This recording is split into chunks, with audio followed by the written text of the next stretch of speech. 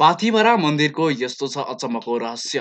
दर्शकबिन पाथिभरा मन्दिर नेपालको पूर्वी पहाडी क्षेत्र ताप्लेजुङ जिल्लामा अवस्थित एक प्रसिद्ध धार्मिक स्थल हो। यो मन्दिर हिन्दू तथा बौद्ध धर्मावलम्बीका लागि अत्यन्तै महत्त्वपूर्ण तीर्थस्थल मानिन्छ। पाथिभरा देवीलाई विशेष गरी शक्तिको पूजा गरिन्छ।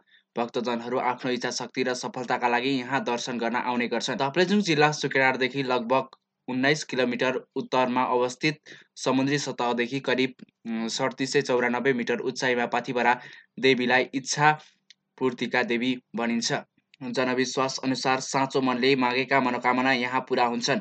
भक्तजनहरू आफ्नो इच्छा पुरा भएपछि पूर्ण धन्यवाद दिन पनि यहाँ फर्केर आउने चलन छ। कतिपयले व्यापार, सन्तान, स्वास्थ्य तथा अध्ययनमा सफलता मागेर चमत्कारी लाभ पाएको अनुभव बताउने गर्छन्। पुरानो किंवदन्ती अनुसार एकपटक गोठालाहरू बाख्रा चराउन गएपछि धेरै बाख्रा हराए। त्यसपछि देवीले दर्शन दिँदै बलि चढाउन निर्देशन दिएकी थिइन्। बलि चढाएपछि मात्र हराएका बाख्रा फर्किएको जनविश्वास छ। आज पनि यहाँ बलि दिने परम्परा जीवित छ। यसलाई देवीको अनुकपमा प्राप्त गर्ने एउटा माध्यम ठानिदछन्। धेरै भक्तजनहरूले अनुभव गरेका छन् कि पाथिभरा पुग्ने बाटोमा अनौठो किसिमको आत्मिक शक्ति महसुस हुन्छ।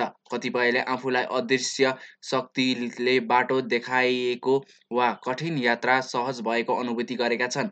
घना जङ्गल, कुहिरो र बाक्लो एक्लो बाटो हुँदै जाँदा पनि कुनै न कुनै रहस्यमय सुरक्षा अनुभूत हुन्छ। कहिलेकाहीँ भक्तजनहरूले भन्छन् कि आफू बलि मागेको सङ्केत दिन्छन्, जस्तै बोटहरू हल्लिनु, अल्पकालीन ध्वनि आउनु वा प्रबल हावापानी चल्नु। यसलाई देवीले आफै पूजा ग्रहण गरेको सङ्केत मान्दछिन्। अद्भुत प्राकृतिक शक्ति पाथिभरा मन्दिरको स्थानबाट कञ्चनजङ्घा हिमाल नजिकै देखिन्छ। कतिपयले पाथिभराको शिखरबाट देखिने चन्द्रमाको प्रकाश, तारा र हिमाली अभावले कुनै दिव्य आभा सिर्जना गर्ने विश्वास गर्दछ। अनुभूति कतिपयलाई वा तेस्रो नेत्र खुल्ने जस्तो बताइन्छ। स्थानीयहरूले राति पाथिभरा मन्दिर जाने अनुभूति दिँदैनन्। जनविश्वास अनुसार रातको समयमा देवीले विश्राम गर्नुहुन्छ र सो समयमा मन्दिर क्षेत्र प्रवेश गर्नु अपशकुन मानिन्छ। त्यसैले यात्रा सदाझैँ बिहानै सुरुवात गरिन्छ। यस्ता रहस्यमय कारणले नै पाथिभरा देवी विश्वमा नै प्रख्यात छिन्।